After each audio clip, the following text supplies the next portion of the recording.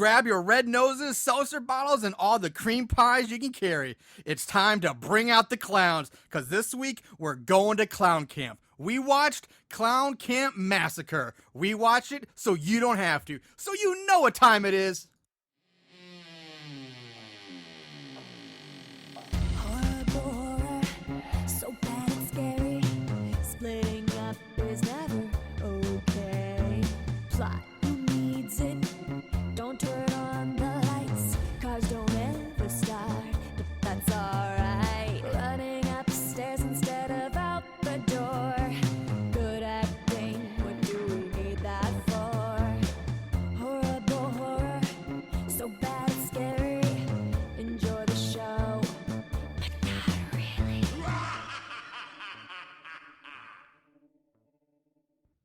Waka waka waka, Moon Goons! It is Horrible Horror, the podcast that we bring you the worst of the worst in horror movies. Movies so bad they're scary. I'm your host, Marshall Hampton. With me, as always, my co-host, my buddy, Mr. Aaron Southworth. Aaron, how are you doing on this wonderful Monday day? Krusty, what are you doing in here? Yeah.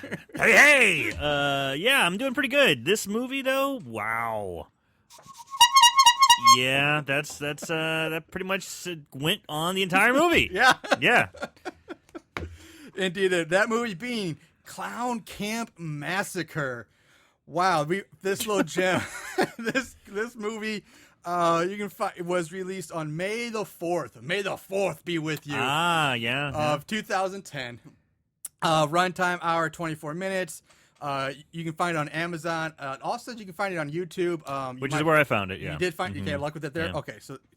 It wasn't on iTunes. First place I checked was iTunes. It wasn't there. So No, Amazon, but just go to YouTube, guys. Yeah. Yeah. Some of these, if you're lucky enough, they are on YouTube. You can find them. It was written and directed by Philip Gunn and David Valdez.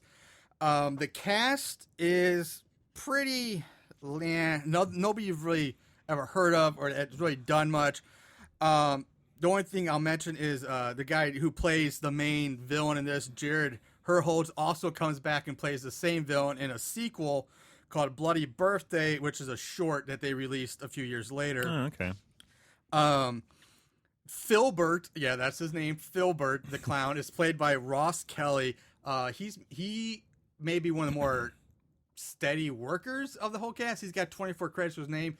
Nothing big, just but he's still doing He's working. stuff. He's working. He's putting in the time. Yeah. Yeah.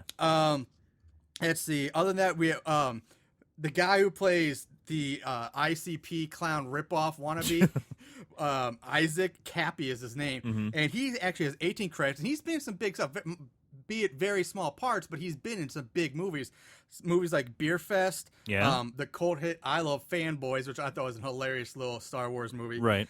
He was in Breaking Bad, Terminator Salvation, and he was in Thor, the first Thor movie. So he's been, but small parts. But bit small parts. Yeah. In the Thor movie, he was the pet shop owner where that Thor comes and says, I need a horse or something like that. Like, we don't have horses. Okay, yeah. If you want a lizard or something like that. Yeah, it was something like that.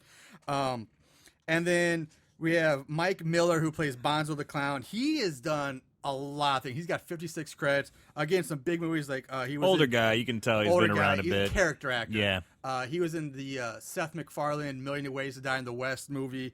He's also in the Fright Night remake and Wild Hogs, which kind of sucked, but it was, John Travolta, a Tim bigger Allen, and, yeah, big names in that movie. I like how you were trying to be nice. It kind of sucked. Dude, just say it sucked. Just say it sucked.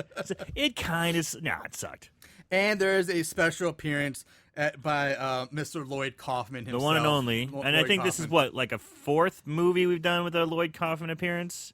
Probably. Bungalow, or Bachelor Party at the Bungalow of the Dam, he made a brief cameo. He did? He was one of the guys who was getting fucked by the dirty guy. Oh, whatever. that's right. He was one dressed up as a girl. He was in drag. Yeah, that's right. Of course, he was in Poltergeist. So, yeah, I think there was one more. I want to say there was one more where he just popped up. Yeah. But anyway. Well. So that's it for this movie. So let's get a pie to the face and go to the movie. It opens with this grainy video footage from 1991 of a clown, what looks like a clown party. Yeah. And it quickly takes a very sharp turn for the worse. It takes a pretty dark turn pretty quick. As one of the clowns just comes up and slits the throat of another clown. Yeah, they're just like, look at what I can do. And then out of nowhere. I mean, it's just boom, right up behind, slits throat, and that's how we start. Yeah, and then like stabs the person holding the camcorder and takes the camcorder. And the killer starts giving us a tour of what turns out to be Klown Kamp. And he points out and shows where all these other murdered clowns. You start finding bodies everywhere. You can see by all the bodies I've killed. Yeah, and he's talking to his mother the whole time about this. And which honestly I thought he does a pretty good job here, because it does kind of, he's like, hey mom, look what I did. I'm sure you'll see this on the news. Yeah. And and as it goes on, you really kind of get a sense of just how messed up and crazy this killer is. And I gotta say, I kind of liked the way they did it. It was done fairly well for such a low budget, and plus a company no one's ever heard of, which is called, I can't believe it's Hollywood Productions. Yeah. And I don't even know if they're in some business, but I gotta say this part was pretty good. I mean, the guy comes off like a complete loony. Yeah, they did it pretty good. He goes back to his room, and he's just like, and I made my bed just like the way you wanted me to. And so you're thinking this guy's kind of lived a little harsh life, sheltered life, and he looks over and he sees this roommate's messed up bed. Yeah, he hates his room because he's so sloppy and messy. Farts a lot. Yeah, oh man, I'd be fucked. And then he actually finds out the roommate's in the room, so you see him. Yeah, the roommate's rocking out on a Walkman. Yeah, like he looks like a metalhead. Yeah, he's like rocking out eating Fruit Loops. Yeah, a big old bowl of Fruit Loops. Yeah, it's kind or Apple Jacks. Yeah, I think it was Apple Jacks. Okay, I put Apple Jacks in my notes. It's a weird image. Yeah. And the killer's like, this guy's rocking out so hard. He doesn't give. He has got zero fucks to give. All he cares about is Slayer and Apple Jacks. Yes. So. And so the killer clown comes up behind him. Is like, I hate this guy. He's so messy. Blah. And he just like scalps him. He starts scalping him, and he's screaming. And he scalps him like so deeply hard that he like basically takes the whole top of his head off, right? And like starts like ripping chunks of brain out of him and shoving it into his mouth and into his Apple Jacks. Yeah, this is how we're starting. Yes, this is how we're starting the movie. And then he takes a handful of bloody Apple Jacks and just like shoves them in the guy's mouth too. Yeah. And that's when it rolls the title card. Yeah, that's the opening. That's how we start. And after the title card, it switches to more grainy video, but this time it's news reports about dealing with they're dealing with the mass clown murders. And during this, if you pick up, it's a modified Halloween theme music. Only it's played they kind of made it a little more circusy, if you will. But I mean, it's the same melody, but they altered the instruments a bit. And they do a lot clownish. Of those type of tricks in this movie. They do that a lot. They do. They give a lot. They pay homages to other classic horror films, even some certain lines they use. Yeah. And we'll talk about them as we get to it. As we get to them. So the camera zooms out to show the news footage is being watched on an old dial box TV, like really old box unit, and the news reporter is even dressed like a clown at this point, and but it turns out that it's not like your nightly news. It's like an unsolved murders type. Unsolved clown murders. Yes, type show. Yeah, and they're flipping through. It's like they're like flipping through channels, and everything is clown themed. Yes. So it's kind of the way I got it was looking through the eyes of the killer, because he's watching TV and he's like, "Oh, I don't mind this show." It's like him watching TV, and maybe this is all he sees is everything as a clown. Wow, I never even thought of it that way. If that's what they were going for, that's insanely genius. that's awesome. I never thought about that. Well, that's what I thought of it as, because he's flipping through the news and they're dressed up like clowns and they're talking about clown stuff, and it's obviously I don't give a fuck how popular clowns will ever get. It's never going to be like that. Yeah, because the killer, he's still dressed as a clown. That's the way I took it. That's the way I took it. We see like an over the shoulder of him. He's still in his clown suit, and he's sitting there channel surfing, smoking, and eating. There's like a pie next to him. He's eating, and this goes on for a few minutes. And every show, like I said, long opening credits. With all clowns. It's like we have like the QVC clown channel. They're selling hand painted porcelain clowns. Yeah. There's Spanish clown soap operas. Yeah. The best is like the like the political talking head Yeah, show it's where it's like, like two clowns. liberal clowns are going to tear this country apart. Yeah, It's like like, oh, clowns the arguing conservative politics. clowns. Yeah, it's ridiculous. And they have look- like American flags painted on their face. And of course, you get the ICP ripoff clown rap straight video from Detroit. Yeah. Yeah, it was a total knock at ICP. Yeah. So he stopped channel surfing when he comes for a commercial for the grand reopening of Bonzo the Clown's Klown Kamp at Bonzo Ranch. And this sends him into like a frenzy. I mean, he just loses his shit here. And we cut to the small town mini mart gas station where two clown wannabes are on the way to the new clown camp. They enter. One is he just buys a bottle of vodka and a box of condoms. And now the other one, he is like the retarded clown. Like he's straight up like mentally slow. And his retarded. name, Lenny. All right, so I'm thinking of Mice of Men. Oh, You know, he's the big guy. He's a big one, and he's dumb and just like, "Ooh," you know. And Oh my god! It's like it's- because for the longest time, and it was like the very near the end of the movie, the whole seltzer bottle thing. That I figured out this guy's name was Lenny. So from like here until that scene, like I just call him the retarded clown. But now that you say now you picked up, I'm like, holy shit, you're totally right. Yeah, the Mice and Men reference. Mice and Men, The Lenny. retarded clown's Lenny. He's with the kind of rougher guy. I totally don't remember. Vinny's the other Vinny, guy. yeah. And it's totally like a nice Wow, I totally that went of over my Mice head and Men, completely. like a little Mice and Men kind of reference right there. So, wow. All right. So I'm getting deep, Marshall. You are getting deep I'm getting today. deep. You are really getting deep today. So they tell the clerks that they're headed to the new clown camp and blah blah blah. And outside in the parking lot, Lenny and Vinny meet up with some more of the clowns that want to go to clown camp. Yeah, they're and filling up the van. So we have Vinny or Lenny, who's like wears all green. He's got like this, one of those child's beanie cap on his head with like the propeller on the top. spinner top, yeah. Vinny, the one who bought the vodka and comments, he wears like this Hawaiian like shirt. He kind of looks like a dirty, scrubby clown. Kind of like, have you ever seen the movie Shakes the Clown? No. With Bobcat Goldthwait? No. All right, he kind of looks like a Shakes. If I any, was if any thinking of our he was supposed to go listeners, he was going like Guido Clown because he wears kinda, his shirt like half he's open. got a wife beater on. It's No, he no wife beater. It's Oh. just because the gag is that he has like the clown chest hair, like the red curly chest hair that's clown. That's right. And he's got gold chains and he's smoking cigars. So I don't. And then more of a there tramp style, I guess. I don't know. maybe Yeah. and then you got these two other clowns, which their names don't even fucking matter, but they're like really the more like your more stereotypical circus like clowns. Right. And they don't really do much, but they're there. They get interrupted by this. Well, the only guy I just call it Drunk Hobo. And I love this part because we've talked about it so many fucking Yes. times on our podcast. It's when they're at the store and it seems like we've seen so many fucking movies when they got the drunk comes up and goes, "Don't go to Camp Sparkle." He's just like, "Don't go to Camp Sparkle. It's got a death curse." Yeah. And they're like, "We're not going to Camp Sparkle. We're going to Clown." Oh. Well, I guess that'd be fine. Yeah, and I loved it. I loved it. I was like, because right when I saw that happening, I was like, motherfucker.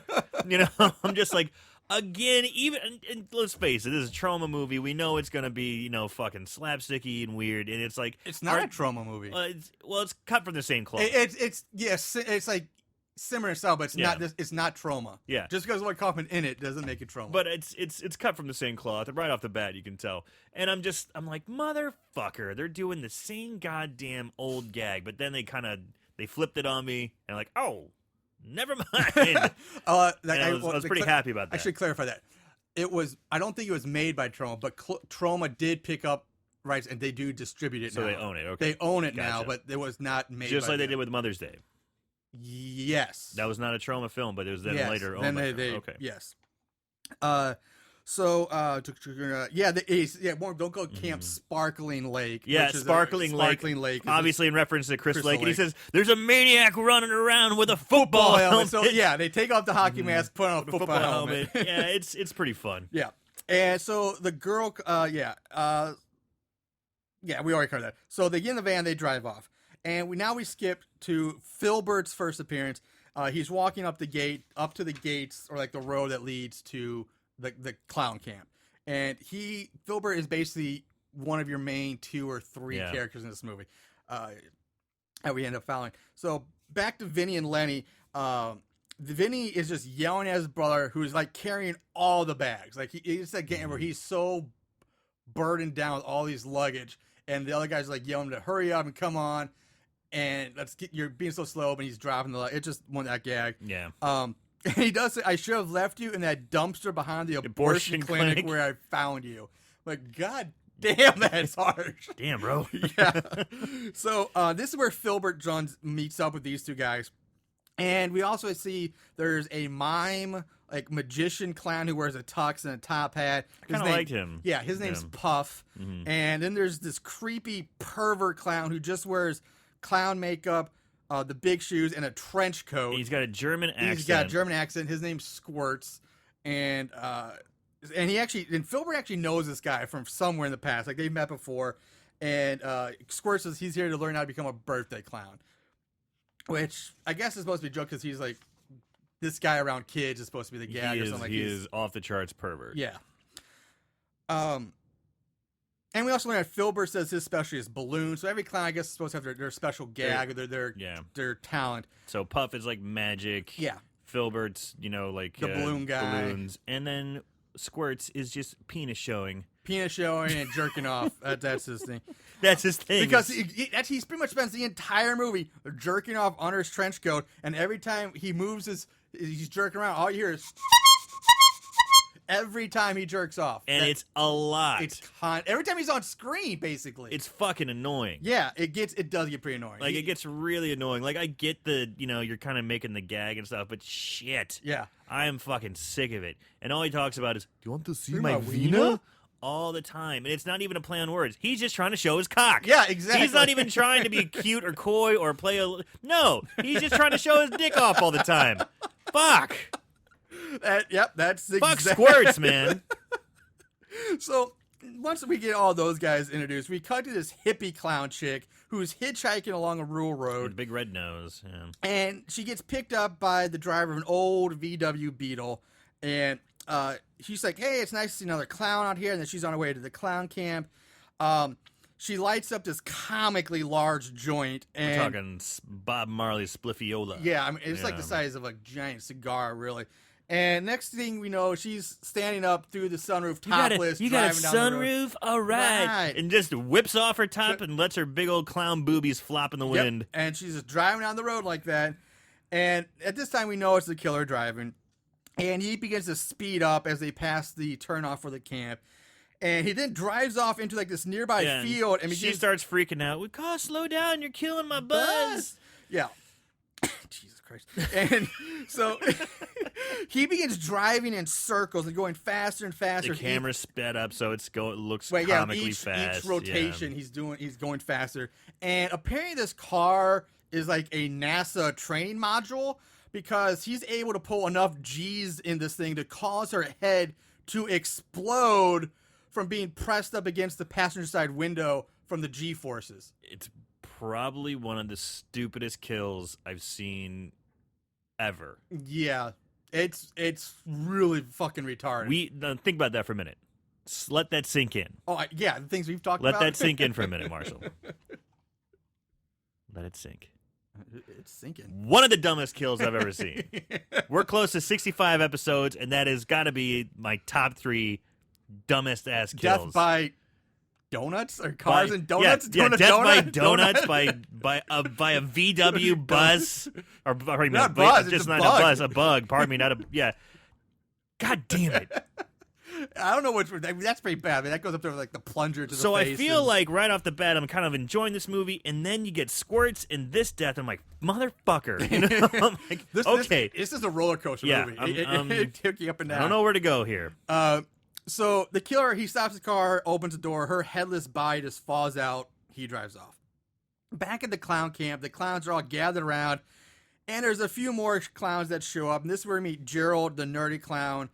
And that's even a stretch to call this guy a clown, because the only thing clown about him is the red nose he wears. Because other than that, it's just a stereotypical nerd character. He's with, very Jerry Lewis. Yeah. You guys, I don't know what I'm doing Yeah, here. he's very Jerry Lewis. He's got the glasses. He's with the black glasses tape. He's got his shoulders up. He looks kind of like like Jerry Lewis, Nutty Professor style. Yeah. The Jerry Lewis nerd. Yeah, he's got the pocket protector, the pens and all that, bow tie, button-up shirt. Yeah, I mean, and then we have Busta Pie with a Z, who is the ICP gangster clown gigolo ripoff guy. You know, it's funny. Whenever I hear ICP, I think of my job title. I'm the infection control practitioner. So my initials are ICP. Oh God! So, and now we meet the camp's clown drill sergeant Thaddeus Funnybone III, who wears army camo and a Kevlar helmet that's too big for him because it hangs down, completely covering almost his entire face except for like his nose and mouth. He looks like the general who sells insurance, minus the giant mustache. Yeah, that stupid commercial's like, for call General great Insurance. Low rate you can get online, call the general and save some time. Yeah.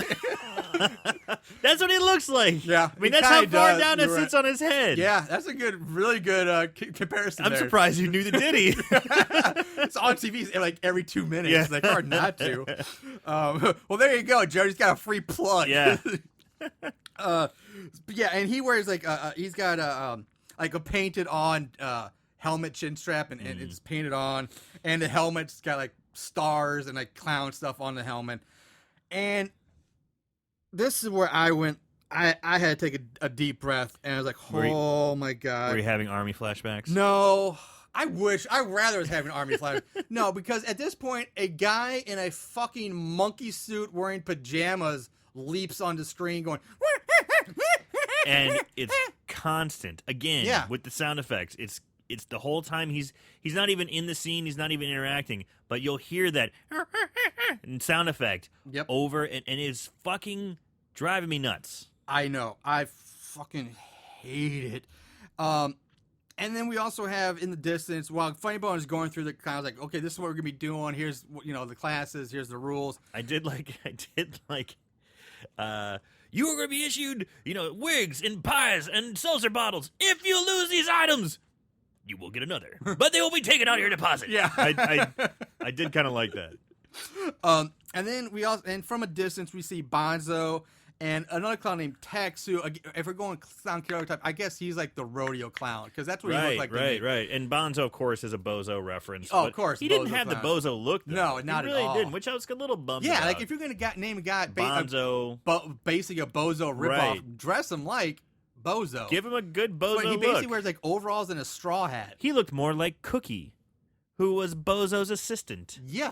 Do you remember Bozo? Did you watch it? Of course I did watch Bozo. On WGN? Yeah. I always want to do that cup game. I was just about to say the cup game. That was the best. Like, always, everyone wanted to do the cup game. I want to do the cup game so you bad. Get so many fucking, like, just gifts from doing that. Yeah. Like, it was insane amount of crap these kids would walk away with. I'm like an 8-year-old. I'm like, oh my God. I want that. I can cup up on the cup. Yeah, it was so cool. It was so cool. I couldn't tell you almost anything else about the rest of the show except for like the little games they play at the end and the cup game is the only thing I really remember. I think they did like bucket. Cartoons every once in a while. It was like very much Krusty the Clown, like that's what Krusty was probably. Oh, of course. Taken off. It was they did antics, skits, and mostly cartoons. But the fucking cup game. The ball in a bucket, ping ball pong in the bucket. Yeah. That was the shit. It was like 7 buckets nailed to a board, and you started farther. one and farther and farther. Mm-hmm. And if you made it to the 7th one, you basically just won like the lottery for a kid. Yeah, I mean, you just they showered you with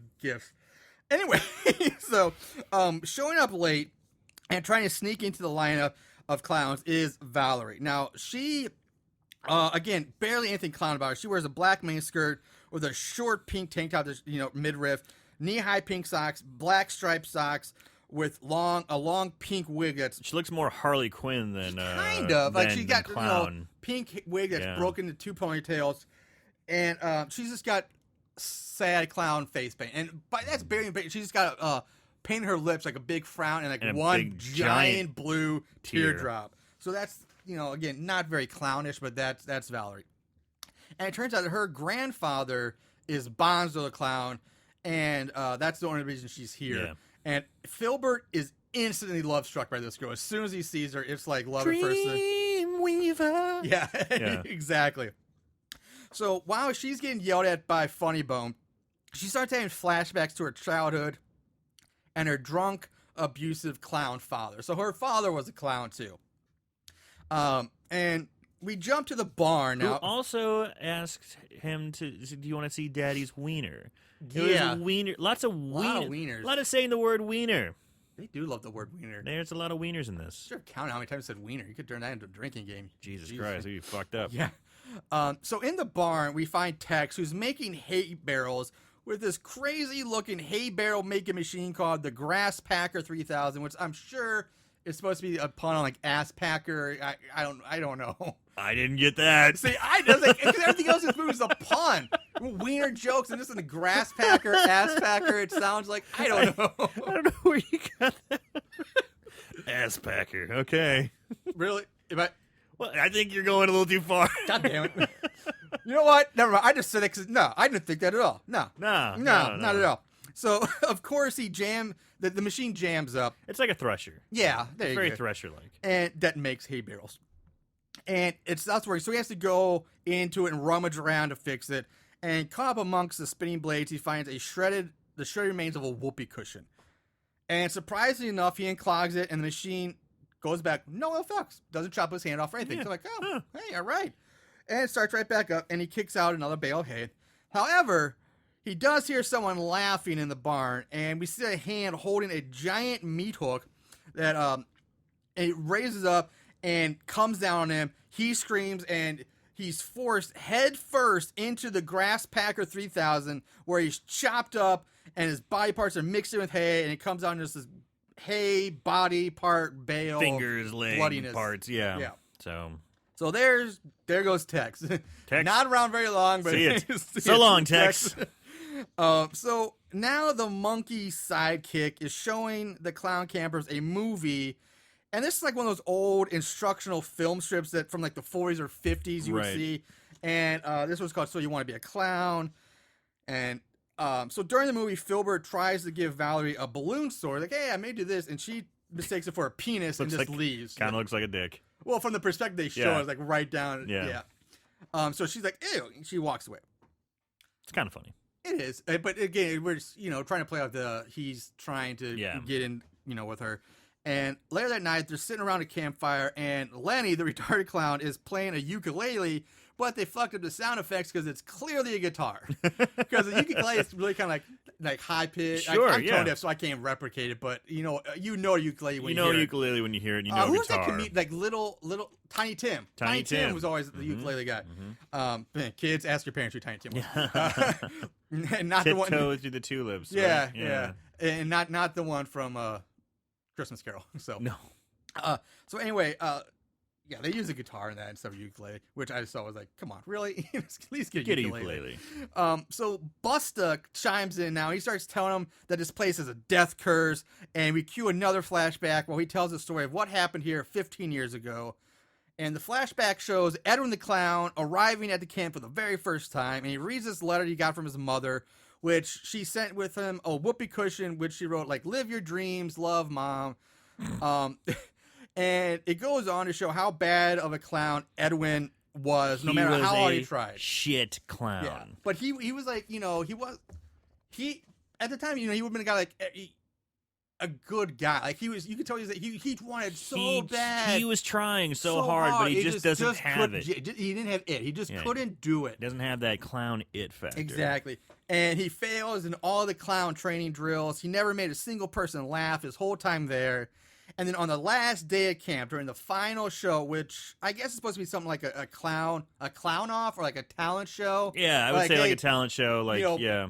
Put everything you learned here to, put it into practice now. And let's see what you got. Did. Yeah. And and at this point, he looks like he's setting up he asked for a volunteer from the audience, and he sets up the whoopee cushion in place, and the crowd's like, oh my God, he might actually pull this off. He might actually do something. Everyone wants him to win. Yeah, people are kind of pulling for him. But right as he sets the guy down on the whoopee cushion is supposed to make the big fire noise. A cell phone rings in the audience and drowns out the whoopee cushion. And so it fails. And the guy... And they even mentioned, they go, this was 91. They didn't have bands on cell phones at these shows. Yeah, they didn't have cell phone band. And he pulls out this gigantic phone. I mean, it's bigger than like the Zach Morris phone. Like, this thing looks like an old Army field radio. Yeah, like something you would see like a Vietnam movie. Like, it's like seriously like 2 feet long. It's almost. huge. It's gigantic. And it's all battery. Yeah. So Edwin's time's up, and he fails. He begs. He's like, one more chance. And he's crying. He's like, no, I can do this. It's not my fault. It's not my fault. And this is when people just start throwing pies at him. He's getting pelted in the face by pies. The audience is like has turned on him, and this causes him to snap. He runs off in the woods, where he comes back next day and just kills everyone, which is what we saw at the opening. And at this time, Buster turns his story into like a rap. He starts rapping up, like literally rapping. And he finishes the story saying that he piled all the bodies into a clown car and dumped them into Sparkling Lake. And now from out of the darkness leaps Gerald, who's wearing a scary clown mask, trying to scare the others. Puff just disappears in a cloud of purple smoke. So he can teleport. He teleports, apparently. He is the magic one. But yeah, he's bone. And then Lenny just tackles Gerald and just beats the shit out of him in a retarded rage. Just pummels the guy. I don't understand what's going on at this point. I know. So Puff reappears in his purple smoke. He's like Nightcrawler. Yeah, I actually had that in my notes later. He hits Lenny over the head with like a frying pan, knocking him out, and he pins Gerald underneath him. And while all this is going on, Filbert notices Valerie wrapped in a blanket, just watching from the steps of the bunkhouse, where she just turns to go inside because she doesn't want to be around any of these people. Does not want to have a part of any of this shit. Don't blame her. No, so the next day arrives. The clown is sitting around eating breakfast. Squirts walks up to Valley with a sausage on his plate, which he's holding at crotch level. So it looks like, Chris. So the sausage. What I got, is that he cut out the casing. He cut out basically also left as the casing. His dick is sitting inside his sausage. That's what I got. That's what you got. I didn't even get that. I thought you just because he fucking squirted her in the face. Okay, yeah, he does do that. Okay, he's like, hey, you want to look at my? He looks at her and says, the sausage is my breakfast wiener, and he starts jerking off the sausage. And then this causes Valerie to go into another flashback. This time, her drunk and abusive clown father is kissing her and asking if he wants to see Daddy's wiener, like we said earlier. So now he's not just abusive; he's also like molesting his daughter. So back to the present. After getting sprayed in the face by Squirts' squirting sausage, which I think was a bunch of spooge. I don't think so. I didn't think because it was okay. If it was supposed to be, we're probably going too far in this. It wasn't. let's go there. Let's go there. Let's go there. Analyze the spooge. All right. I didn't think it was. I thought it was water, like a squirting flour gag, just because it was too thin and clear to be spooge. It was way too liquidy. It wasn't thick enough to have the consistency. I guess it depends on spooge. your diet. What exactly are you eating? I understand that celery is good for thinning out the old. Yeah, cum. but it was so clear. I mean, spooge just still has the milky white to it. I mean, I thought it was just like it was like a spritzer bottle, like a Swar. We don't see what sprays are, do we? You never see it. Okay. It just sprays out the end of the sausage. There's a hole in the end of it. Which again makes you think it's his dick. I know. We'll never know. I don't know. Who knows? Regardless, that was a weird conversation. Yeah, it was a weird conversation. So Filbert shows up, sits next to her. Oh, okay, she runs off to go by herself and sit by some stream. Filbert shows up. They sit down. Babbling brook. Yeah, babbling brook. And he tells you that Squirt's just a misunderstood guy. You don't, blah, blah, blah. I'm like, Squirt sucks. There's really nothing to misunderstand about this guy. Like, he's just a perfect one to show his dick off at every chance he gets. And he's constantly jerking off. Yeah, I mean, he's a cronk masturbator.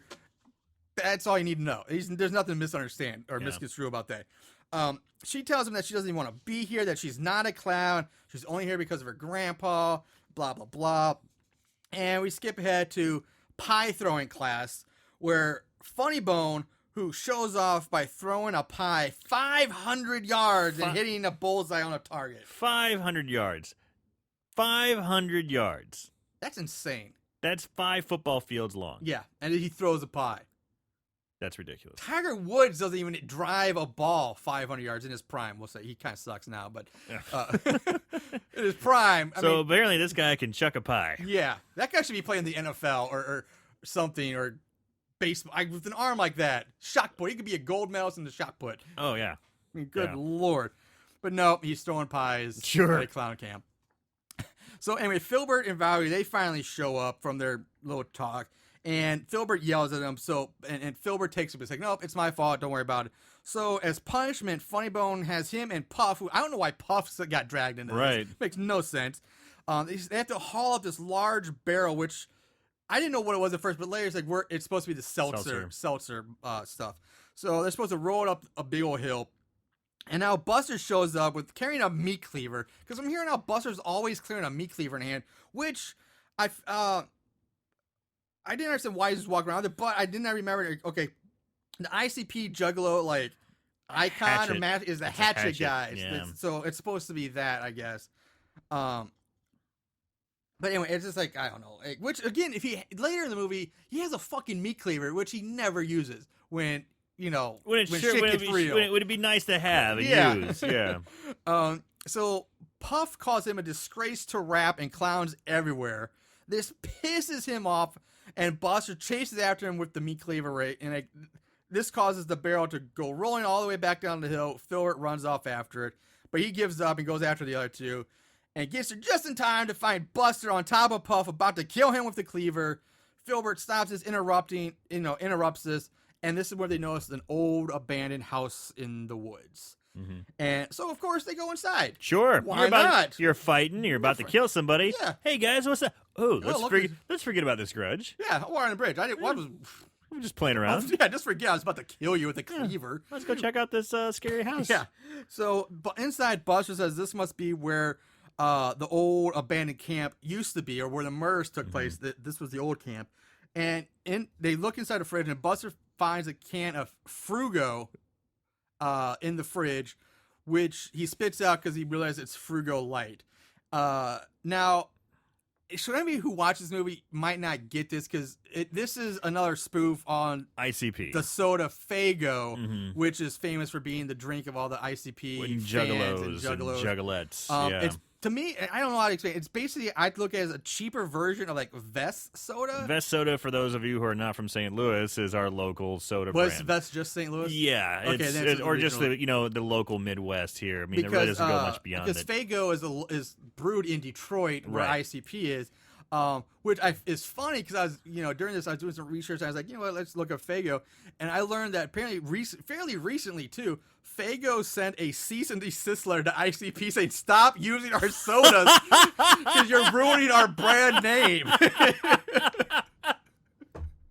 You gotta be kidding me. No, it was in the news. That's so funny, because I've never heard of Faygo. No. Who the fuck's heard of Faygo? Again, but I've heard of Faygo because of ICP. ICP. Years ago, I'm just like, what the fuck is Faygo? Yeah. And I'm just like, oh, it's soda. And then I've had Faygo, and I'm just like, I would never have had Faygo had I not heard of ICP. I've never had it. I've never I'm not an seen ICP fan, but I was like, I'll try the drink, Yeah. sure. And you know what?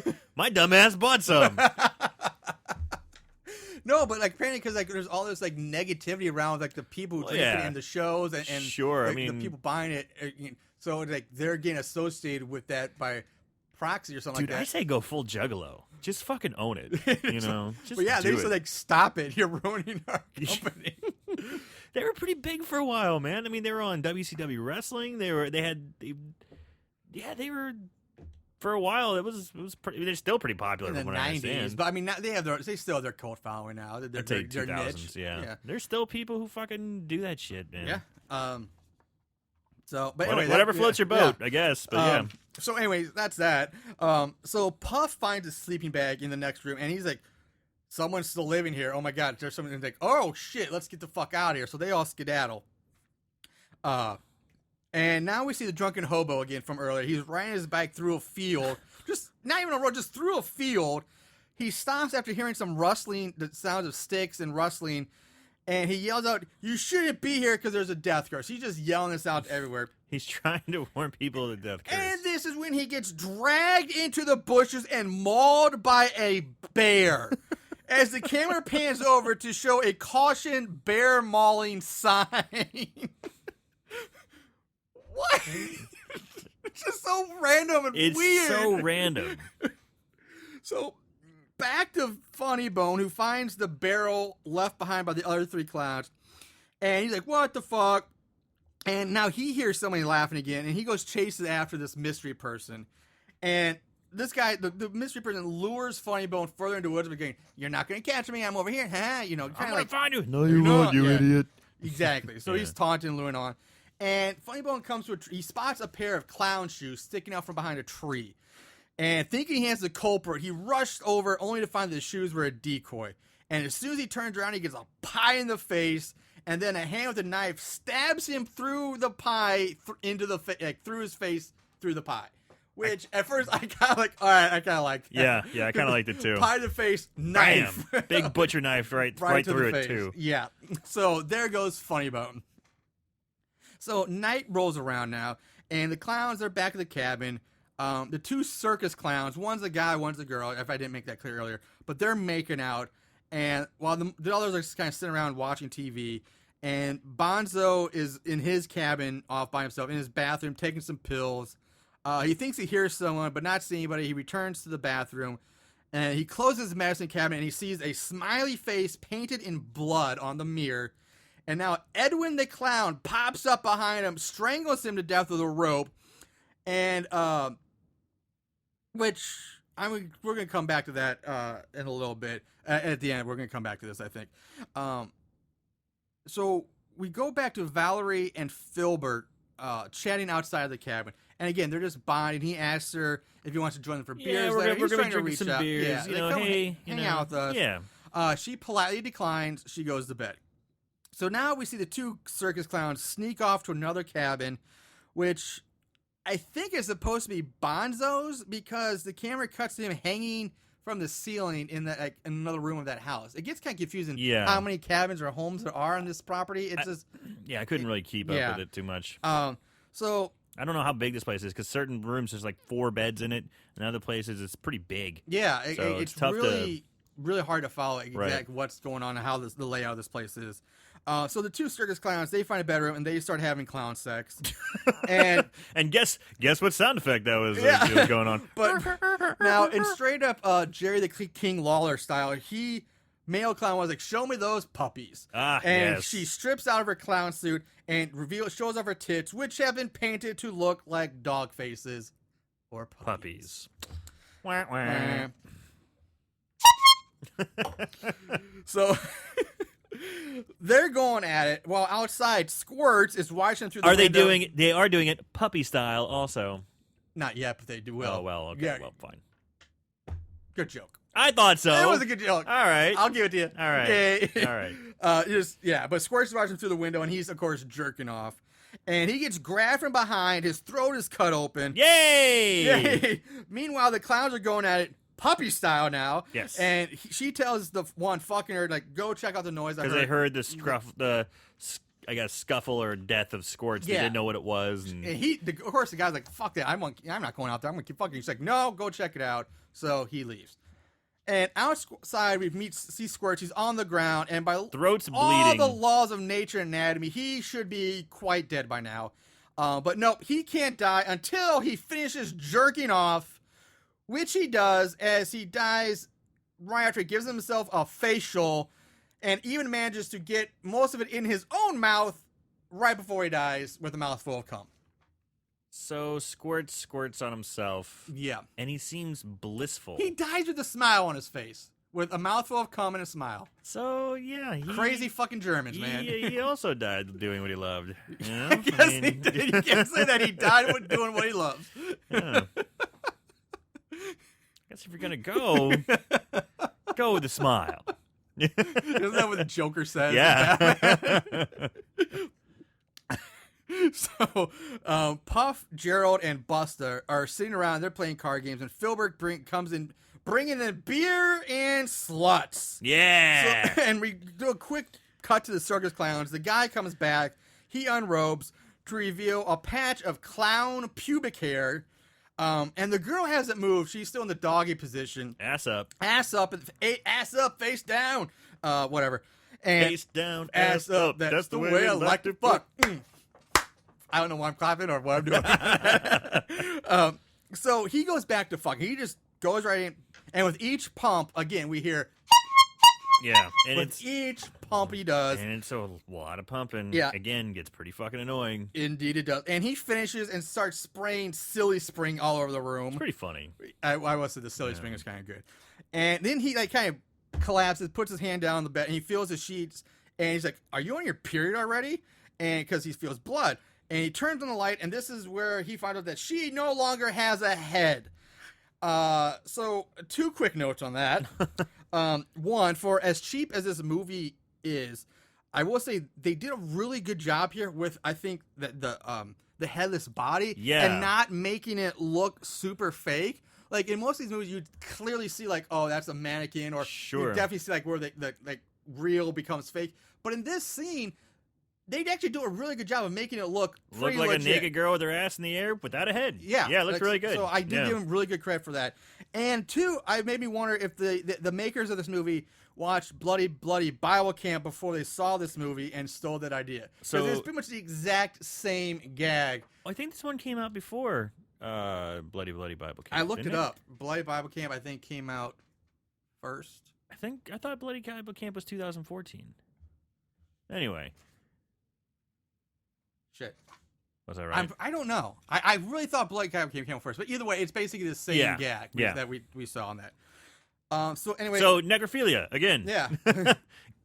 Fucking a headless corpse till completion again. Till completion. So now, anyway, Edwin comes up from behind this guy, holding the dead girl's head, and of course, you can't. What else do you expect? He says, "Your girlfriend gives good head." I mean, what else are you gonna say? Sure. And then he kills the guy with the hatchet. Back to the other cabin where Valerie is awakened by the noise of a party. She knocks on the boy's door. She opens it, and holy shit! Hold on to your hats, because she walks into a fucking clown orgy. Full on raging clown orgy. Clown orgies. I mean, this is a sight to behold. Mouths are everywhere, there's and clown crotches, balloons just flying away, tits flopping around, asses in the air. Yeah, it's pretty graphic. Yeah, the heavy girl is jerking Gerald off, while another one is riding Buster. Filbert's getting double teamed by 2 of them, who are making out with each other with Filbert underneath them, and one on each Eiffel Tower. Yeah, one on each end. And Valerie just closes the door in disgust, and she rushes back to her room. Now, it's so funny because Filbert, he's the guy who's kind of trying to get soft on Valerie. And yeah, as soon as she's like, "No, I don't want to have beers," he's like, "Fine, I'm going to find me some sluts. I'm going to have an orgy." God damn. I know, exactly. He does not waste time. He does not. And pretty impressed. So the next morning, all the clowns, they show up for their training, and they mentioned that no one got woken up one time. Like, our line are, and half the clowns are missing, and no one's seen Funny Bone. So, things are a little off. Valerie takes some shots at Filbert for what happened last night, saying, "Well, you saw didn't you waste with those girls." Yeah. Puff asks if class is canceled, and Vinny says, "No, we have a substitute." And in leaps the fucking monkey man in pajamas, who leads the class in proper seltzer bottle technique. And every time, it's just the whole hooting and hollering of the monkey. It's constant. And now they subtitle it. They're trying to make a gag. Like, it's, oh. So he's instructing them. Yeah, it's so... Oh, it's pretty bad. It's really annoying. Here's that downward slope of that roller coaster. Yeah. So you had me at orgy. You lost me at monkey seltzer. So they each pair up and take turns spraying each other with their designated seltzer bottle. And we can clearly see that Lenny's bottle, whose name... Yeah, this is where I finally learned where Lenny's name is a little different from the rest. And also these seltzer bottles look like giant, like the kind of like containers or something you get like weed killer. Like they're huge. It's not your classic they're not like seltzer. Little skinny bottle. It's like they're fucking like weed things or something, like, or I don't know, stuff you spray in your grass. Yeah, it's not carbonated power. It's like air powered. It's like not true seltzer. Yeah, because they have to pump it. They have to pump. Whereas a seltzer bottle, it's it's carbonated, so it's all you gotta do is just push down. And, my dad would make you go spray weeds around the sidewalk and driveway, and I have to pump this fucking bottle. And it's one of those. So anyway, Buster, of course, he holds his bottle sideways, all gangster style. While Valerie tells Thorber that she saw him with the girls last night, and she lays into him. Vinny's turn comes. He takes his seat on the stool. Lenny grabs his bottle, sprays Vinny directly in the face with it, and Vinny immediately starts screaming out in pain. His face begins to melt away. Everyone goes into a panic, and Vinny's head is pretty much just melted completely away, which ends up looking like the headless Britney Spears from that South Park episode. Yes, that's a very good way of putting it. Yeah, it's just like this cavernous part of a skull and like a tongue. Yeah. And lower jaw. And for the rest of the movie, I mean, he even spends, like I said, the rest of the movie acting like her, too. Yeah. Like, he's not dead. Technically dead. Yeah. Apparently he's not dead. He just spends the rest of it going, and people treat him like he's alive, and they can understand what he's saying. It's pretty good impersonation. Thank you. Did pretty well there. Thank you. See, and Filbert, he was like, I think he's going to need some aloe lotion or something like that. Get some aloe. Get some aloe. Lenny has run off scared out of his mind, and like, oh my God, what'd I do? What happened? What I do wrong? Yeah. Puff picks up his bottle, removes the piece of tape that has Lenny's name on it to reveal that his name tape was covered up caution acid. And it's funny because the sticker says caution acid, and it shows a clown's face melting. Yep. What the kind of fucking warning is that? That's such a very specific warning label. It's only acid to clowns. It's only at clowns' faces. Yeah. Yeah. Anything else, it's fine. But if you want to melt some clowns, this is your stuff. This is your stuff. So Lenny runs into the woods where he finds a pie sitting on a stump that's covered with a tablecloth out in the middle of the field. It says free pie. And he's like, I love pie. And he loves it so much that he cannot restrain himself from eating it, which for some reason also causes him to miss the giant bundle of dynamite sticking out of the pie. We're talking like Bugs Bunny size comical Looney Tunes, like three six dynamite taped together. Yeah. And which explodes, killing him. It blows off his head. Not just his head, but his arms as well. And we see his beanie hat now on fire land next to the remains of his ukulele. The screen fades to black and white, and an in memoriam for Lenny comes up on the screen that says, Lenny, blah, blah, blah, 1976 to 2010 or whatever the fucking really year was. Weird. It was like they didn't do that for any other characters. Just him. But they did it for him. It's so out of, like, what? It's like, again, just one of these weird random things that doesn't make sense. Like, why? Yeah. But anyway, so we fade back in on the drunken hobo who is now all bloody from his bear attack, which he manages to survive somehow. And he rides his bike up to the sign for Camp Sparkling Lake. And he continues to shout out warnings about the death curse to no one. There's nobody there. He's just shouting it out into the wind, into the air. Drinking from his flask. And from behind the sign comes the football helmet wearing maniac axe wielding spoof on Jason. And the whole was like, there's a death curse. He's like, oh, shit. Yeah, it's like, there's a guy with a... Oh, no. And he manages to hop on his bike and right away just as the Jason football helmet spoof swings the axe and misses him.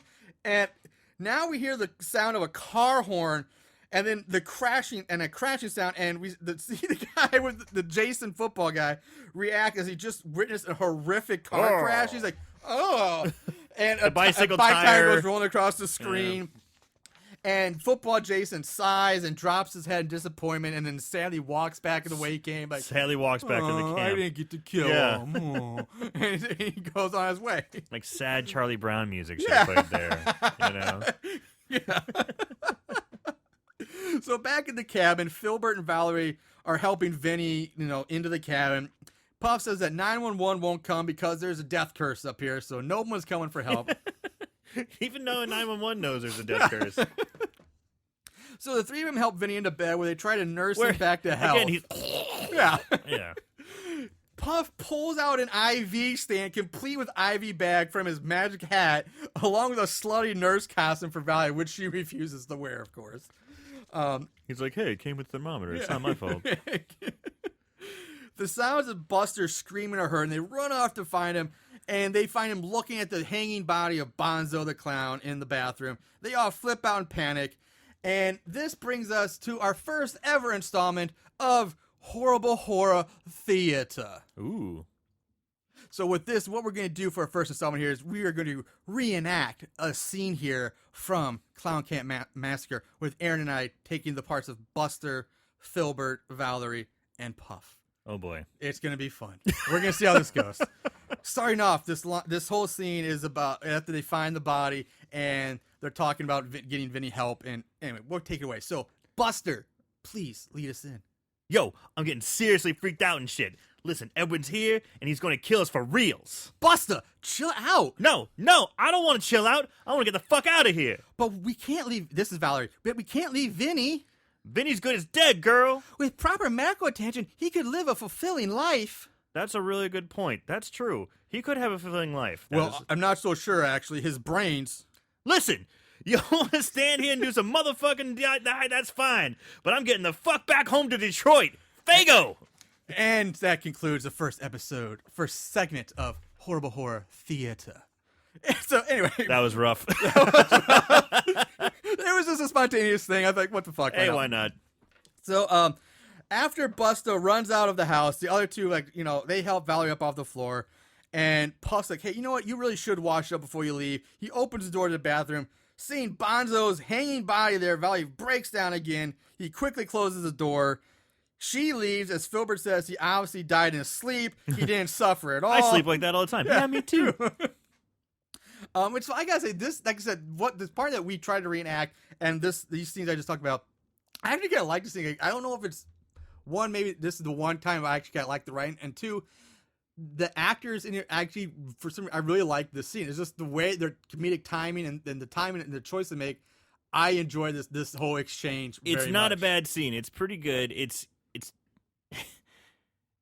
It takes some of the impact of a death away and everything, but it's just kind of like, but it's still fun. Yeah. It's a fun. I don't know. I liked it. So Filbert's like, hey, I have to pee. So Puff opens the door for him. He pushes the dangling body aside and enters the bathroom, which for some reason looks like it has a fridge in it, which I don't understand why there's a fridge in the bathroom. But I do like Puff. He's like, whenever you're done, let me know, because I got to go too. Yes, and he's waiting outside the door. I was about to say, yes, I love it. So the sun sets, night rolls in. Gerald and Buster, where the fuck has Gerald been for like the last 10 minutes? Yeah, he's not. He must have just gotten the shit fucked out of him because we haven't seen him since the orgy. Yeah, and he didn't even get fucked. He just got jerked off. Well, but God damn. So that's been the world's best hand job. So well, it was a heavy girl. That's probably her specialty. So anyway, Gerald and Butler, they're like sneaky, trying to be sneaky, walking through the woods, when suddenly headlights pop up. And Gerald clings to Buster, begging him to save him. Buster's like, fuck that, throws him to the ground, takes off running. Edwin standing over Gerald, who begs for his life, saying, I'm not even a clown. Look, it's a fake nose. I just did it to try it out. And I think they should give you a second chance. I mean, a whoopee cushion's a great joke, goy. I mean, that's basically what he... You did that so well. What the hell? So, I think we found your role, man. I think you're gonna play the Jerry Lewis type nerd. All right, from here on out. There we go. You kind of nailed it. So Edwin's not having. Bravo. Thank you. And he just starts hammering Gerald over the head with a fucking sledgehammer like he's a nail. Just wham. And it's pretty intense. It is, and I swear though, based on this movie, like, if they had the budget for this, I swear I think they would have done like old cartoon style gag where Gerald would have been like nailed into the ground. Hammering him into the ground. Yeah, because he did sink a few inches each time he got hit. Sink. So I'm like, is that what they're going for? He was getting mollywopped with a fucking sledgehammer. And it was a full size one. It was huge. So we cut. Which again, I'm actually surprised they used a real sledgehammer. It wasn't like a clown mallet, like a mallet. Yeah, like a strong, like a strongman's mallet. Strongman mallet. Yeah. Now that I think about it, goddamn, that should have been better. That's what they should have done. Better, yeah. So we cut to Buster in the woods. He's leaning like in between these two trees and he's sobbing. And he's scared.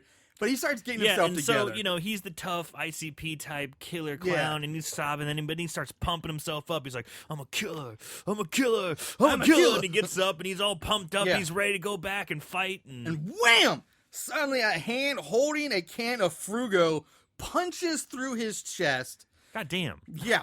He drops to the ground, somehow still alive, even though he's got a giant hole punched through his heart and his chest. Edwin walks out from behind a tree, opens the can, and pours the contents down Buster's throat. Buster manages to cough out the words, Frugo Light, and then he dies. So basically, Frugo Light is what kills him, not being punched through the chest. Death by Frugo Light. So Filbert's back with Vinny, who has a giant saliva bubble bubbling out of what's left of his head, and he pulls a very, very large thermometer out of Vinny's ass, which has shit just caked all over it. Again, they're going for like the comically large things, and he joins the other two in the kitchen, tells them that Vinny now wants chicken soup. So they just keep going with this gag. And they're beating that into the ground. Yeah, that horse has been dead for a while. Yeah. Valerie is still upset over Bonzo's murder, and she's wondering how any one of them could do this because he had no enemies. And then Puff says, wasn't he a member of the Klown Klux Klan back in the old days, and didn't they lynch hundreds of mimes and trapeze artists? Yeah. Good God. It just doesn't stop with the clown jokes and puns. It just doesn't. So Filbert goes to comfort her and ends up sitting on a whoopee cushion, and he's like, Puff, this is no time for jokes. And Puff's like, this isn't my gag. This isn't my thing. I didn't do it. And we hear the sound of glass breaking off screen. They run to check on Vinny. Vinny, quote unquote, says he's okay, just sleeping. And from the closet emerges Edwin. And Edwin stabs at him but misses. Filbert grabs Valerie, runs out of the room with her. Filbert leaves in style, for he vanishes in a puff of purple smoke right as Edwin swings at him. Oh, it's Puff did that. That's Puff. what I said. Did I say Puff? You said Filbert. But that's okay. All right, well, Puff, yeah. Yeah, Puff teleports. He starts teleporting from each corner of the room, like room, Puff. He's like turns fucking Nightcrawler Yeah, he here. turns into Nightcrawler. He's just bamfing from one corner to the next. But his luck runs out because Edwin does manage to grab him by the throat. But before we can see what happens, it cuts away. Right. So we don't know Puff's fate. Now we go to Filbert and Valerie. They're making their way through the dark. Edwin exits the house. He heads off looking for him. And hiding behind this old car, Valerie says that this is all her fault and goes into another explanatory flashback. Here's a big, long flashback. This is the longest of all of them. And this one shows her clown father entering her bedroom drunk. He removes his pants and basically He's about to bang his daughter. So Kitty, the kid version of Valerie, pulls out a gun and shoots him in the chest, in the heart, killing him. Now in comes Bonzo, who says, "Don't worry, we'll bribe the judge." I'm a celebrity. Yeah. I'll bribe the judge. So now we see Kitty Valerie. She's sitting on the porch next to Bonzo, licking a lollipop while paramedics remove the body. And a judge is standing next to Bonzo, and the two of them are smoking cigars, laughing as some Hispanic, like gangster-looking guy is hauled away in They cuffs. framed this Hispanic guy. Yeah. This was like Mexican dude. Yeah. And this is when a reporter and a photographer rush to Bonzo and bombard him with questions. And this gets a little hard to understand due to the echoing effects they put in here. Because it's the flashback, so it's kind of dreamy. Yeah, it's like there's an echo, and the visuals are kind of like wavy, so watery looking. It's difficult to understand, but they're talking so fast, and you can kind of hear some gags and some stuff that's kind of funny. Basically, you can just like somebody how is it, like, your show But it's basically it ruined Bonzo. Yeah, this is what ruined Bonzo's show. And so we go back to the present, and Filbert asks what any of that has to do with anything. And Valerie then goes and explains, if it wasn't for her, Bonzo never would have lost his TV show, and subsequently, he never would have opened this camp, so none of the murders would have ever happened. So that's why she blames herself. At this point, the two of them kiss. Sure. Because that's romantic at the moment. But they're interrupted by the headlights of the car popping on. They take off running, and the old VW Beetle chases them down through the dark fields. At this point, Filbert tells her, "Hey, keep running. I'm going to distract him. I'll be his bait. You go that way. I'll go this way. Blah blah blah." And he runs off, climbs a tree, thinking he's lost Edwin and he's now safe. He lets out the sigh of relief, and that's painful. That's when the car's headlights pop on behind him and the car revs up. So the car is in the fucking tree. It's floating now. A car is in a tree. Didn't Herbie the Love Bug fly? Maybe, but maybe it's a Herbie know. the Love Bug type of thing. I don't know. It's pretty bad. Yeah, Pretty and bad. it just goes to the freeze frame. He screams, freeze frame, and the sounds of a car peeling out and burning rubber are heard. This takes us to the old abandoned house where Valerie runs inside screaming for help. And now this is where we hear the clown Jason music, because it's honk, honk, honk, honk, honk, honk. They do that a couple times Yeah. before too, Well, but yeah, this is to me. This is what I remember the first time doing the Jason thing. I know they did it earlier too. Okay, they I must did have it missed earlier, but yeah, it's another pun. Yeah. So outside, the old VW pulls up. Edwin starts pulling out body after body because, again, now it's of course it's a Another clown gag, the clown yeah. car gag. It's just tons of bodies coming Yeah. out of this car. Valerie finds a bloody pie pan with a knife sticking through it. So that's the one that uses to kill Funny Bone. Mm-hmm. And outside, Edwin's getting the mail from the mailbox. He's going through it saying, Bill. But he does come to one of these, pre-approved credit card letters. Yeah. And he says, "Oh, I could use a new credit card." But the only thing I kind of liked it. I thought it was kind of funny. The letter is addressed to current resident, abandoned shanty, Woods. I know this is stupid, but I liked it. I was like, all right, you took the time to do. All right, I'll give you that one. So now this is when Edwin hears Valerie inside. He goes in after her, and of course she's looking for a place to hide. But he easily finds her behind this wooden chest. She runs, but he throws a pie pan at her, hitting her in the head, knocking her down. Yeah, whacked her pretty good. Yeah.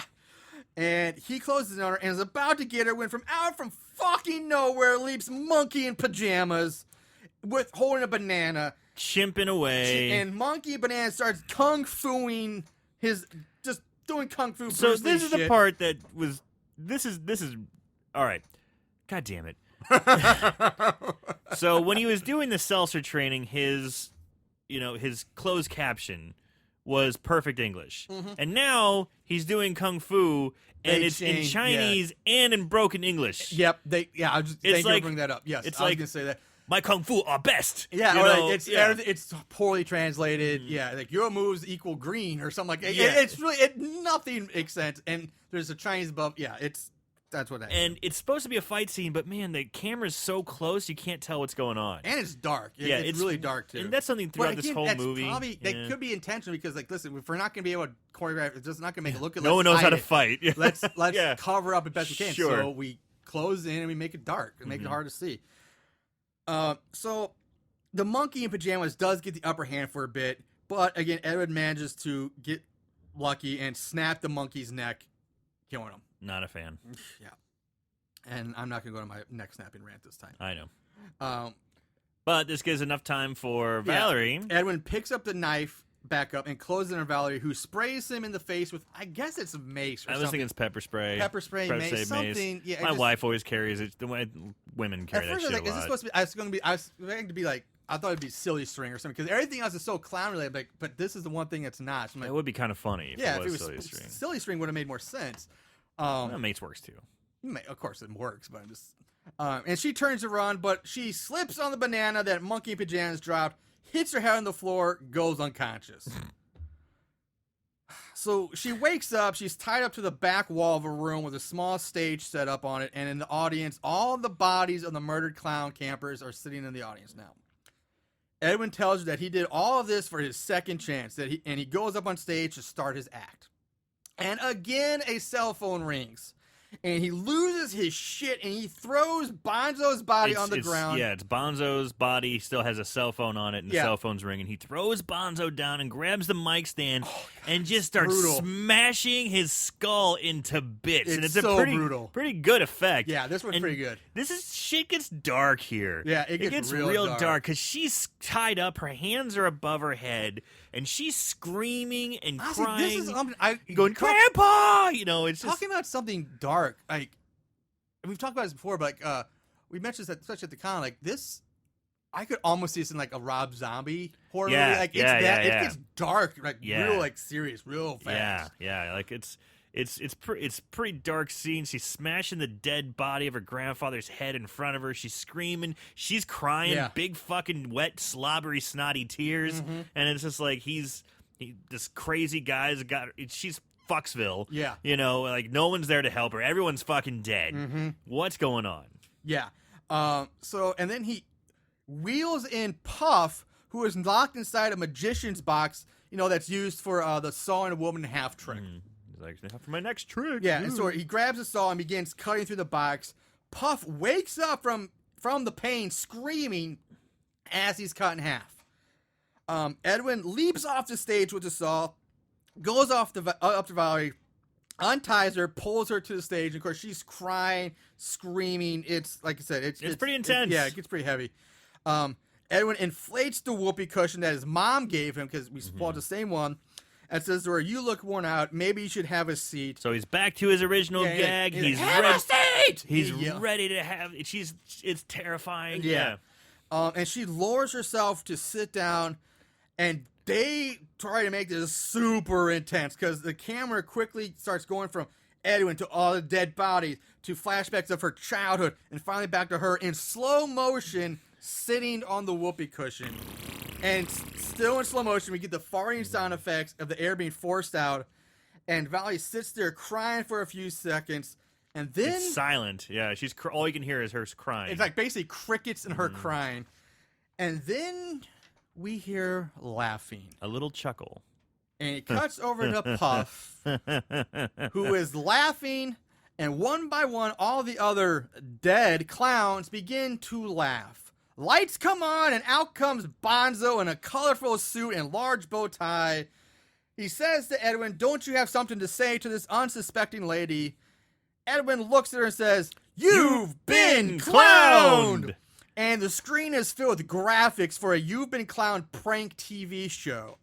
A TV voiceover announcer comes on and says, "That's right, Valerie. Every season, a new class of clowns will sign up for what they think is an educational experience before being savagely picked off by a celebrity killer. Each week, audience will call in to vote for who dies next." And during all of this, we see graphics from the show, and they show us each clown and their total number of like kill votes they got. People are calling in to have them killed. Along with which place they finished in the show. And Bonzo tells Valerie that she's the final winner. She wins. Yes. And that the ranch was bought out by this TV studio, and he was given a second chance to be on national TV. Fuck you, Bonzo. Yeah, and Bonzo reveals that Edwin, the killer clown, was played by celebrity Vic Vickers. And who is actually played by Lloyd Kaufman. He removes the clown paint, turns out to be Lloyd Kaufman. And Filbert tells Valerie that he just found out about this a couple minutes ago, and while the fake TV credits play over the picture, over the movie. And during this whole sequence, Valerie is just sitting there in this chair, comatose, like just comatose, she's shocked, staring off into nothing. And once everyone's laughing, high-fiving, like, yeah, great time. And once the quote-unquote show is over, we get a commercial for Frugo starring Vic Vickers. And after that commercial, we get Bonzo promoting next season of the show, while an ad for the Vic Vickers show plays in the bottom corner of the screen. Bonzo says, "Thank you and good night." Roll credits. So, during the credits, the first part of the credits, we do get a scene of the real Edwin the Clown watching the end of what we just saw, the You've Been Clown. He says, "I can't believe they got that son of a bitch to play him. He didn't have to, or they didn't get to play me, or basically. And I didn't give them permission to do that. My lawyer screwed me," or something like that. And now we also get like, interviews, like talking head interviews with the cast. It started with Filbert and Puff talking about their experiences with the show. Finally, it ends with a live via satellite image of Valerie in a straitjacket sitting in a padded cell with the words Ringling Meadows Mental Health Center in the corner. So again, Ringling Brothers. Ringling Brothers, yeah. Now, Edwin gets upset at the fact that the show did this. I was like, oh, that poor girl, I can't believe they did this to her. He stomps on the floor, breaking floorboards, shouting, I'll kill every one of those fuckers, and roll the rest of the credits. Now, apparently, I watched this all the way through because, let's see. Mm-hmm. At the end of the credits, it says, apparently, if you go to clownkampmassacre.com, both those spelled the K, by the way, clown, you can get exclusive ringtones. So I don't know if that still is there, but apparently you could have at the time. And did you go check out Clown? I did not. I should have, but maybe we'll do a follow-up. I don't know. I don't know if we should. So also, I gotta say the original music that they play over the credits for this is actually kind of a fun, again, ICP spoof rap about the movie and everything that's happened. It's pretty decent for, again, for this low production value. Yeah. Now, after the credits, once they're all done, we get another hidden scene where it's a TV spot for Death Curse, the reality show, where the football Jason is running around trying to kill people with a TV crew desperately trying to keep up with him. And we see a crew use an electric generator to bring him back to life, kind of like you see in Friday the 13th, I think 5 or 6, where the lightning strikes at 6. Yeah. And then as soon as he comes back, you see a crew member run out and hand the guy an axe. And he ducks away. And then the voiceover guy says, we resurrected the infamous Sparkling Lake Killer, and now 12 college kids will compete against each other to survive an entire week at Camp Sparkling Lake. And he cuts away these 2 girls, one's crying, and the announcer says, this week, Barbara finds out that Stephanie has been sleeping with her boyfriend. And the killer, too! Find out who wins the sack race to earn a pair of night vision goggles. That and more next. And then it truly finally ends. That's Klown Kamp Massacre. Before we go on, though, I do have a few things I want to talk about that really bother me. First of all, the ending makes zero fucking sense. I get they want to do the fake. We saw before it was one of those high school movies, Slaughter High or something where it's all fake something. It was Slaughter High when Marty was dreaming the whole thing in the psych ward. Yes. And then we see April Fool's Day, the original April, where it's all fake. But again, this makes no sense because if they're talking about just the clowns we see at the camp, one, during that whole reveal, they show all the clowns, but except for they never show the hippie clown who was supposed to be part of the cast member then, and she's dead. So is she I don't this? Is she really killed or not? I know she was just a minor character, but if she was supposed to be, if everybody else is dead, was not supposed to be really dead, why they left her out completely? So I don't know what happens to her if she's dead or not. And the way she died, even though it was stupid, she'd be pretty dead. You can't really fake that one. Well, it's the same thing with Vinny. He's got his face fucking melted off. I know they said, we want to say special thanks to so-and-so effects company who helped us. Yeah.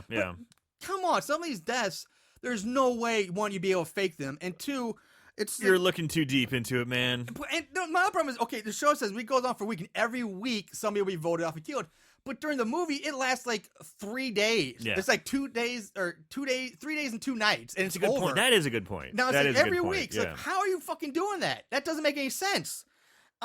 Unless they chopped it up and showed, they stretched out the film, because imagine the show is only half an hour long. So if you filmed over 3 days, but then you cut it up into... No, I imagine that a show it would have been an hour-long show. Most of those reality shows, I think, are hour-long. Okay.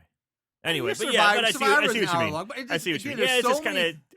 Logistically, it doesn't make sense, but at the end of the day, it doesn't matter. I know, it's also the kills at bottom. It's how can you can't fake a guy's head being melted away and get away with it. You can't fake... Lenny, he blows up. His head and arms are blown off of his body. Buster had a hole punched through his chest. How can you can't just walk up and say and fake that and just, oh, by the way, this is a joke. It's like Gotcha. It doesn't work. Like it would work with Puff. It would work with Puff, like if they Filbert. if they wanted to do this, like I said, Puff and Filbert are the best thing because even like you look at even some, Bonzo. like, some of the old horror movies like the 70s and early 80s were the ones where you never saw it goes like you would see the knife raised in freeze frame or something like that and it would cut away. And then you'd see their body later. If they did that, I wouldn't have a problem with this. But since they show the kill so graphically, I cannot buy that premise that, oh, it's all fake. No, it's not. It fuck you. But on the other side of the, a compliment, I will say I do really respect this movie's conviction to their gimmick and that they stay true to it so well.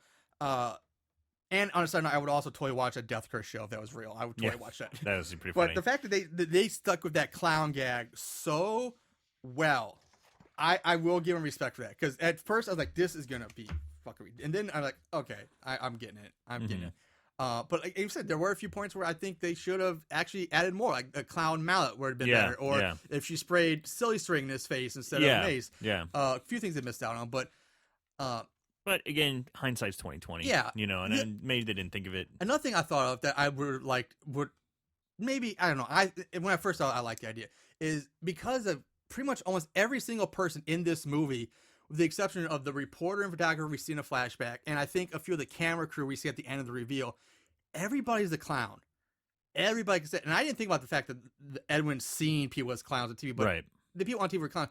I almost think they should have done like, okay, where the world, everybody in this universe is a clown. So it's a separate universe, almost kind of like a different planet, a different a multiverse version of Earth, an alternate reality. But everybody's a clown. Everyone's clown. And instead of going to clown camp to learn to be clown, it's just like Friday the 13th. Like we're just going to summer camp or to camp. Okay. And you have the crazy killer clown who kills the regular clown or something.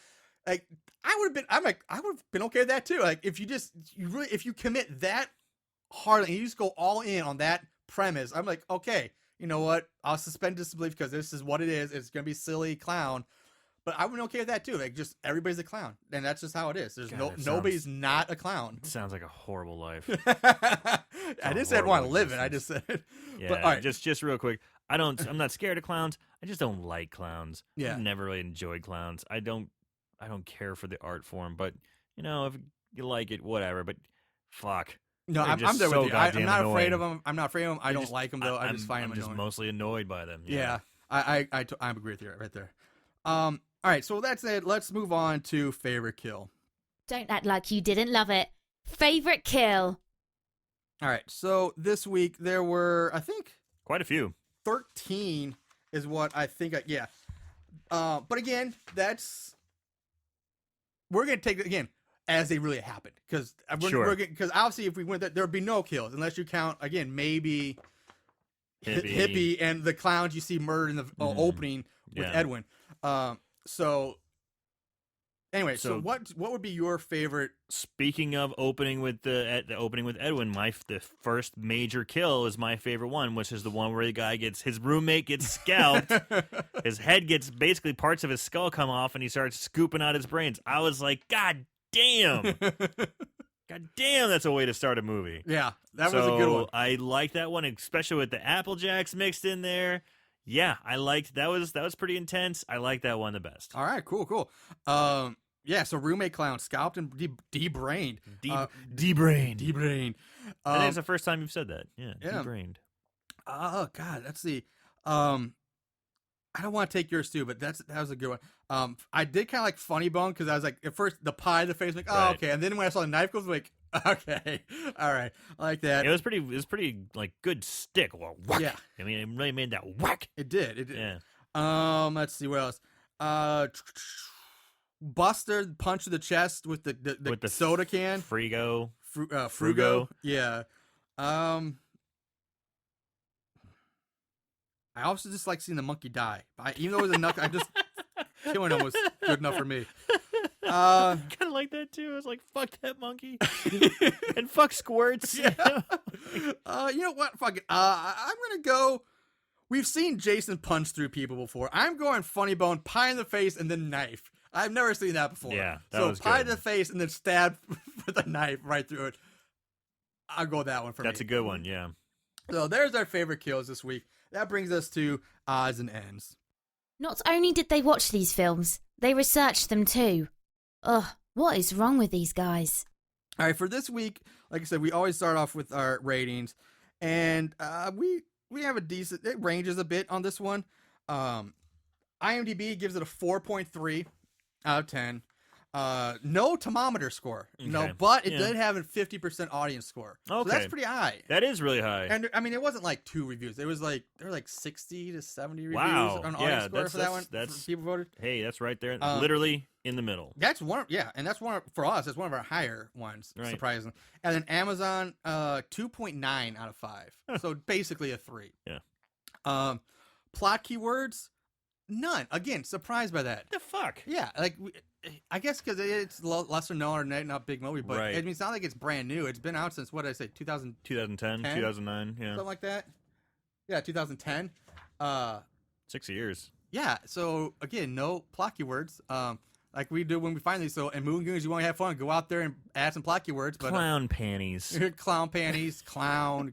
It's just something about panties. Yeah. It's like they're always a panty people. I want to say, were there panties in this one? I don't think guess- there were. I no, just don't wanted to think there say were. panties. Clown panties would have been good. Clown pubes. Wiener. Wiener. Wiener Sausage. would definitely be one. Clown pie- sex, necrophilia. Cream pie. Ooh, yeah. It's in many different ways. Many different ways. Clown orgy. Clown orgy. Of course, you can't forget clown orgy. Clown that should be orgy. number 1 on Right, this. right. Monkey kung fu. Oh, God. Jesus. There's a lot of good ones. Yeah. They're really would. You can have a bonanza with the plot keywords for this one. Moving on, trivia. No, I couldn't find anything. Yeah. No tidbits for this one. Pretty And low of course, budget. because that also means no budget for this week. We need to up our game and get a movie that actually might have a budget out there because we've missed the last couple. I think the last 3 haven't had a budget.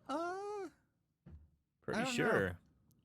No, well, mate, I know Bloody by Bible Camp, we had a budget. Because We you had that to actually call and talk to him email, and get it. but yeah. I got the budget, Yeah. did I not? You got it. Yeah, I tried with this. I never heard back from anybody yet, so who knows? Maybe in 2 weeks somebody will get back to me. I don't know.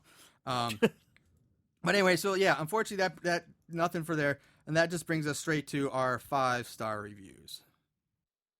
These special movies have a place in these special people's hearts. 5-star reviews.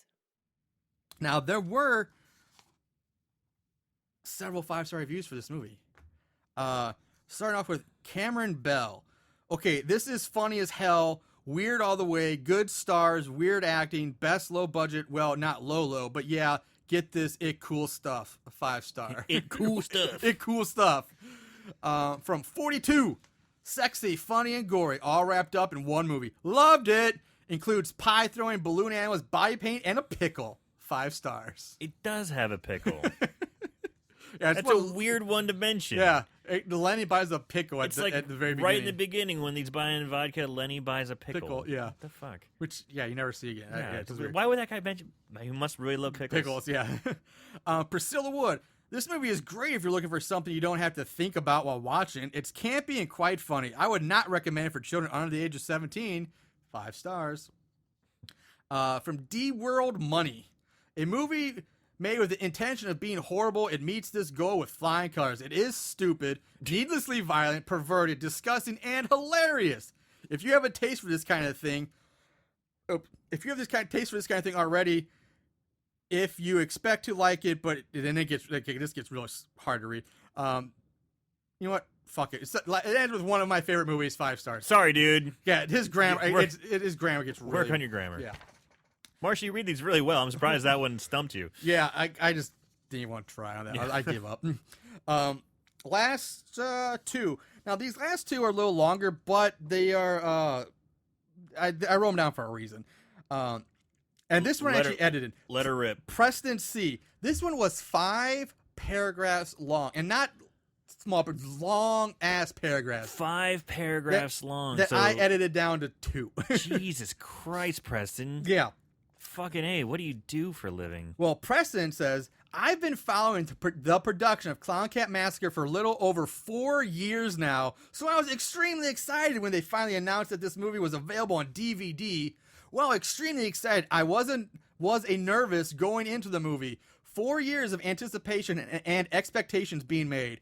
Klown Kamp MAssacre puts a new spin on an all too familiar tale of horror fans. Again, it doesn't make sense. So as you can tell, we aren't exactly treading new waters here, but that's okay. Klown Kamp MAssacre is almost a love letter to slasher films from the 80s, just with a clowny twist. At first, I wasn't sure why it took them so long to get the movie out, and after watching the movie, it became clear. They took their time on this movie and give it the best bang for the buck that they could, and it paid off for them quite well. The production of this movie is slick and extremely good, with great locations, cinematography, sound design, and some surprisingly good performances. The sound of this movie is one of the things that stuck out the most because it's an impressive original score, but they also pay homage to horror movies with sound cues and blah blah blah. Go ahead and take that sigh of relief knowing that you'll at least be getting a quality product for production standpoint alone, 5 stars. And that's the edited version. 4 years. 4 years he was following the production of this movie. But regardless, even production taking 4 years for this? Yeah, that's insane. That's Avengers movies don't take 4 years to make. That's crazy. What happened? I don't think the new Star Wars took 4 years. Maybe 2. I don't know, but I don't... 4 years. I thought it took like 4 days. Yeah. You know. Or like 2 weekends or something like that. Yeah, that's... I mean, I get independent movies. A lot of people, you have jobs and you shoot here, you shoot there, but 4 years. No way. And the fact that he says great, what was great cinematography, great locations. It's a field. It's just 2 rundown cabins in a field. It's not like fucking Paris, God. some ancient, historic, beautiful place. We're in Milan. Yeah. Or Fiji, or it's fucking. It's not the beach, Yeah. It's not like some tropical paradise. Oh, so okay. And the last one I wrote is a 10-star review. Oh, damn. From IMDb. So Okay. it's basically the equivalent of 5-star because it's the highest you can get. Off the charts. It's 10 stars. What do you mean you have not seen Klown Kamp MAssacre? Well, let me tell you what you're missing out on. This is the best clown film yet. Better than Killer Clowns from Outer Space. You get great humor, some fun nudity, and a lot of blood. This film is just pure fun. You cannot watch this movie and not laugh and have a blast. You guys are so fast to take a date to a movie and spend $50 on something you both will hate. This film you can buy for less than $20 and have a great time and watch it over and over with friends. The theme song alone is worth the price tag. They do the Clowny the 13th song. If you liked what Kung Fu Hustle did for karate films, you will love what these guys did for clown horror. There are so many scenes that I want to talk about, but they're so beyond silly and awesome, especially a scene where one of the people run up a tree to hide from the killer clown. Support this film. This film has more heart than 99% of the crap pushes out, and you give it billions. 10 stars. 10 stars. Who wrote that? James DiPaolo. James DiPaolo. Really liking clown horror. Yeah. All right, James. So yeah, final recommendations, final thoughts. Let's start wrapping this up. Aaron, what are your closing remarks for Klown Kamp MAssacre? Well, I'm kind of torn, to be perfectly honest, All because I do think that it stuck to its guns. It tried to have some fun, but there's some parts that just kind of let me down. Like I really, really hated the constant sound effects of squirt, of the monkey. There were some other points where it was just like constant noise. Like they really pushed that way too fucking far for my liking. Some of the gags fell a little flat, but some of them were pretty good too. I mean, there were some parts that were pretty funny. I didn't quite get the part where Lenny blew up and they had the weird tribute to him. Yeah, At the end of the day, though, that was just the shit that bugged me. It was pretty fun. They had some good gags. It got dark at the end. Overall, I'm gonna say so bad it's good because you can watch it on YouTube. You can watch it for free. So, and it's got a great little clown orgy in it. The effects are good too. The effects that are used, the blood, the guts, the gore. It's done well for a pretty cheap price. Yeah. So, horror fans, you like it? I'm gonna say watch it. Watch it on YouTube. That's right. So bad it's good. just had a thought on the whole memoriam thing with Lenny. Now, again, going deep, and this could be a stretch, but again, at the end of the reveal, it says, okay, it's a show. What if, again, maybe it didn't translate, but what if Lenny actually died, and that was the show's insert in memoriam for this guy because he actually did die by accident? Interesting. I never thought about that. Yeah, I didn't think about that until just now, but it still wouldn't make sense, really, but that's the only thing I can come up with. Maybe it's a little foreshadowing, a little hint of, you're not watching really a reality here. Yeah, exactly. So, Huh.